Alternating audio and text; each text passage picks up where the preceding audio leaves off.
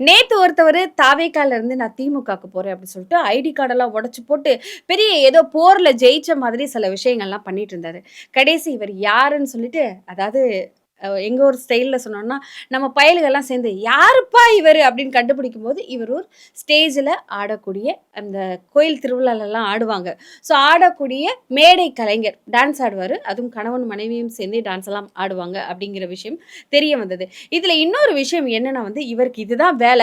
ஒவ்வொரு கட்சியா தாவுறது தான் வேல. ஸோ இவர் வந்துட்டு சும்மா அந்த ஏரியால யாராவது ஒரு கட்சி தலைவரோட சேர்ந்து கூட்டம் கூட்டமா போயிட்டு, "நான் இந்த கட்சியில இருக்கிறேன்" அப்படின்னு சொல்லிக்கிறது தான் வேல அப்படிங்கிறதும், ஸோ யாரும் வந்து "நீ டிவிகேல சேரு" அப்படின்னு சொல்லிட்டு யாருமே கூப்பிட கிடையாது அப்படிங்கிறதையும், யாரும் திமுகக்கு வா அப்படின்னு கூப்பிட கிடையாது.